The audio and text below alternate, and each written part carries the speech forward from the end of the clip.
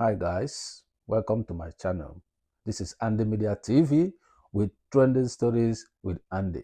But today we're gonna focus on one key development that happened a few days ago between the former state governor of Kogi State, Yahaya Bello, and the Economic and Financial Crime Commission, popularly known as EFCC, in Abuja.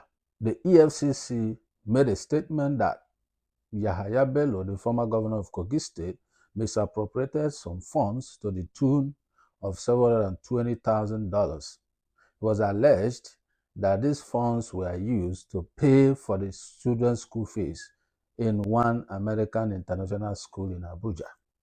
These funds were state government funds, which was diverted for the payment of school fees for his own kids, 5 of them. The EFCC initiated an arrest of the former governor in Abuja in his residence. But there was a fiasco that day between the governor's side and the EFCC side, to the point that the incumbent governor, who took over from the former governor, came to his aid and then picked him up from his residence and they went away. So this elicited a lot of concern that even the EFCC went on Twitter and began to post that citizens are obstructing their functions and activities and all that. Well, it got people talking. Why are they posting on social media? They know who came to whisk away the former governor, so why not address him in particular? So, but first, let's look at what he said when he was addressing the press after the incident in Yahaya Bello's residence in Abuja. So let's watch the video and we'll be right back. A sitting governor, because he knows he's going, you move money. I mean, the particulars of offense is there. It's before court. Go and check it. Apply for our processes, please. You will get some of these particulars of offense there. Move money directly from government to bring the change. Use it to pay the child's school fee in advance. In advance. Dollars. How much? 70 what? Yes. Total is over almost 800. In dollars, yes. In dollars. $72,000. $720,000, sorry. $720,000 in advance. In anticipation that he was going to leave government house. In a poor state like Kogi. And you want me to close my eyes to that? Under the guise of saying I'm being used. Used by who? At this stage of my life? Used by who? By who? For crying out loud. I assumed office here. I didn't initiate the case. I inherited the case file. I called for the case file. I called for the report. And I said, look, there are issues here. Do you know on my honor, I put a call across to him, which ordinarily I'm not supposed to do. Just to honor him as a governor, as a immediate past governor. Sir, there are issues. I've seen this case file. Can you just come? Let us clarify these issues. I'm under camera. He said, sir, I thank you, my brother. I know, but I can't come. There's one lady, I don't know what her name is, maybe a senator, that she learned she had set, she has surrounded the EFCC with over 100 journalists, to come and embarrass him and intimidate him and all kind of stuff. I said, okay, if that is your fear, I'm going to pass you through my own gate, special man's gate. You will come to my floor. We will accord you that respect. I will invite my operatives. They will come and interrogate you or interview in my own office. What could be more honorable than that? In my own office. To allay the fear. Thank you, sir. I appreciate that. You know what he said? But can't they come to my village? That's what he told me. Can't they come to my village to come and say, I told you. He also got to, he sent a message to him. My director of the investigation sent a message to him. Some people say we are handling him, we are harassed. How about? Let's be fair on this. Look, we need the FCC. We need this institution to survive.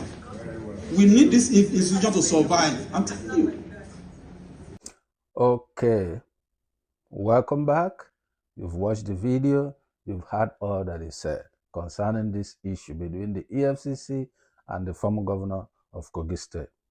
But the question remains, why is it that most Nigerians don't like accountability?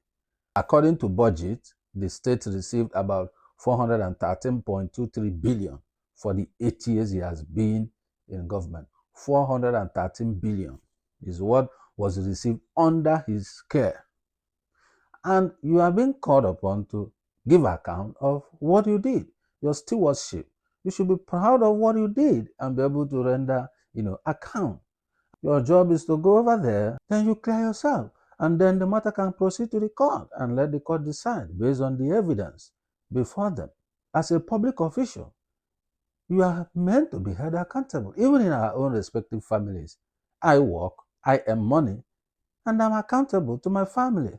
Because according to the EFCC chairman, you had him, he even called him, according him some respect. I mean, what kind of respect is that? Assuming he's an ordinary man, the Yahoo boys that they pick up anyhow, do they call them first? Do they accord them respect? You see, the law seems to have two sides, one for the rich and one for the poor. That's what it is. You don't need to give him preferential treatment to come from the back door so that the press will not see. Why won't press see him? What's the job of the press? Is to let the citizen know what's going on within their states or within the country at large. That's their job. Why is he scared of the press? EFCC was saying $720,000. But the letter from the school was showing that they have received about $840,000 from this family since 2001. All right? And the money in question was used to pay for school fees of 5 kids. 5. One in grade 2, one in grade 4, one in grade 6, and one in grade 8.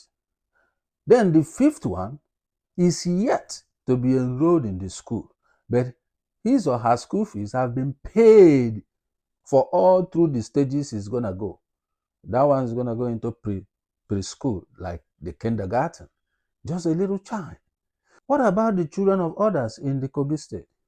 So you can identify the selfish attitude of most of our politicians. He was thinking about his family alone, using state funds to prepare for their future. This fund is meant for all Kogites. If you convert it to Naira, it's above 80 billion. Imagine what 80 billion gonna do in the whole schools in Kogi State. I'm happy that the school has agreed with EFCC demand for them to refund the said funds, at about $760,000 will be refunded back from the school to Kogi State government. Another question goes, if this money gets back to Kogi and the incumbent governor was placed by the former governor, what do you think? But I believe that if the incumbent governor sees what's going to happen to the former governor, I think he's going to sit up, because people need to be held accountable for whatever they do. That's how system works. This brings me to the next question. Where is the role of the banks in this whole scenario? Because it's quite sad that these funds left the state coffers to brew the change, and it was not tracked, it was not monitored. See, let me explain some certain things we need to understand. In the United States of America, this kind of thing is not going to happen. You know why? They have strong anti-money laundering policy here in the US. Any politically exposed persons, PEP, they are regarded as higher risk, and they have preferential treatment. When I say preferential treatment, I mean hard and strict regulation for them in particular, because they are prone to corruption, they are prone to moving government funds to private use. So we screen them for any negative news, including their family. Once somebody is a governor or minister or secretary to government or whoever is in position of government, the entire family is PEP also, because they too can be used to find favor in government. This is how it works here in the US. We perform continuous transaction monitoring on them. If you look at the school document, you're going to see different stages of payment. When the first payment was made, there will be an alert from the system showing that funds move from this government entity to a bureau de change. Here we call it money service business, MSB. Okay? So, where was the bank that these funds moved? And nobody detected this. It would have been blocked. the bureau de change would have been arrested. The bank through which he left would have been sanctioned. When it is done, no bank will allow any state government or federal government to move funds bridging the AMA policy. So these are issues of weak financial system. You can't try that here in the US. You'll be in jail. They don't care who you are. The system works. Now, do Nigerian's government have strong AML policy across banks, across the financial and non-financial institutions? This is a very important issue that needs to be addressed. What is the enhanced due diligence saying? When you checkmate these things from the beginning, we won't get to this point where EFCC is battling to arrest him and declaring him wanted and all those stuff. But if we have a working system, it's going to nip all these things in the bud. Another arm of government that failed woefully is the House of Assembly. You got a job to do. You have to perform oversight function on this same guy. What did you do? Where were you when all these funds were moving? Probably they are stooge for him, or probably they are also an accomplice in all this stuff. The citizens are too docile. The citizens don't act. The citizens don't hold their leaders accountable. I don't even know what civil society does. I don't even know what they do in the country. Everything is going bad every day, and nobody is doing anything. The House of Assembly are supposed to perform oversight function on the executive, which means they're supposed to detect when these funds were moving. They did nothing for 8 freaking years. You guys in the House of Assembly of Kogi State should be ashamed of yourself for coming out and be saying what you say. What do you guys even do as a House of Assembly? Just to collect vehicles from the state governor and collect the allowances and be making noise in the state? Is that what it is? And passing laws that the governor will have life pension and overseas abroad for treatment and buy a house for governor? EFCC should extend this investigation to House of Assembly as well. Let's find out, why didn't they do their job? Why didn't they perform oversight to nip this thing in the bud? You don't care about the state you govern. All you care is your own family. Paying school fees in advance for even a child that is yet to be enrolled in school. What about the children of others? That's why schools are dilapidated, salary you could not pay. As a governor, your job is, you are the father of that state. So the way you are thinking for your own children to be in a good school and paying for them in advance, the same way you should be thinking for all the children in that state, planning for them, thinking on how they acquire qualitative education. And that is the reason you should have fixed the schools in the states for them to also have access like your children. EFCC, please see the end of this issue. Charge him to court, let him go to court. He has to account for the 413 billion the state received under his care.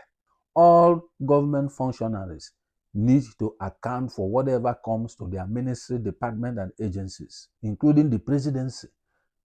If you can't hold people accountable, then you don't have a system. Citizens need to start demanding for accountability from their leaders. You don't sit down and wait or tweet on tweet and that's the end. No, you guys should mobilize. Begin to speak up. Go to the budget, find out what did they say they are doing in your locality. If it's not done, start speaking out that this project was not done. As you start speaking out, they will wake up, including those people that say they are doing constituency projects. Wake up. These funds are your funds, not theirs. They are just custodians. The citizens that were robbed in Kogi State, that these funds supposed to be used to develop the state for, they will still come out to come and be defending the same former governor. That's how sad it is. Because, I don't know, when they live in bad environment, they enjoy the bad situation of things. It becomes normal. Somebody cannot be given money to build schools in my locality for my children to attend, and he misused the money. and they came to arrest the person, and I will be the one trying to protect the person. For what? He has denied my child the opportunity to access good and qualitative education. So why should I protect him? I can only protect him if he has done the right thing. And if he has done the right thing, EFCC will not be looking for him until we start liking what is good and liking people that does good. That country will never develop. Keep shielding and supporting wicked and evil people who loot your funds, who are into evil businesses and dealings. Keep supporting them because they don't care about you. They only care about themselves and their family and their cabals. They don't care about you. So keep protecting them, keep supporting them. So, Nigerians, wake up. Hold them accountable. Speak up. Speak up. Don't cover evil. Don't support evil. Don't protect looters. Speak up. When you do, you will see how strong your voices will become. And you will see how afraid they shall become and start doing the right things. I don't know what your own views are. I don't know what you think about this. Don't forget to put out your comment. Before you leave this channel, make sure you like it, subscribe to it, and above all, put on your notification bell. More videos of these are coming. The things are loaded in the pipeline, so that as soon as the videos are dropping, you shall be notified. Okay? Thank you for being there. See you on my next video.